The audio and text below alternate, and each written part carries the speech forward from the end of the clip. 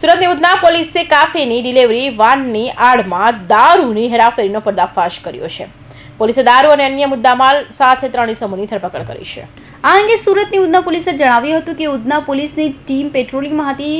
તે દરમિયાન બાતમી મળી હતી કે Udhna BRC compound Laxminarayan industry પાસેથી અજય કેફેની ડિલિવરી વાનમાં દારૂની હેરાફેરી થવાની છે.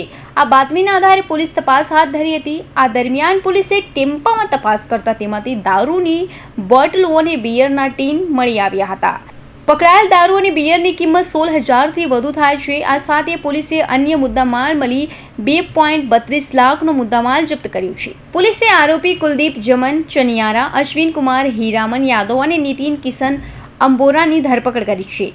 પોલીસે પકડાયેલ આરોપીઓની મોડસ ઓપરેન્ડી વિશે જણાવ્યું હતું કે આરોપીઓ અજય કાફીની દક્ષિણ ગુજરાતમાં આવેલી બ્રાન્ચોમાં બેકરીનું સામાન ડિલિવરી કરવા બંધ બોડી ટેમ્પો લઈ સુરતથી વાપી સુધી જતા હતા અને પરત આવી વખતે દમણથી અજય કેફેના ટેમ્પોમાં ખાલી કેરેટની વચ્ચે દારૂ છુપાવીને લાવ્યા હતા.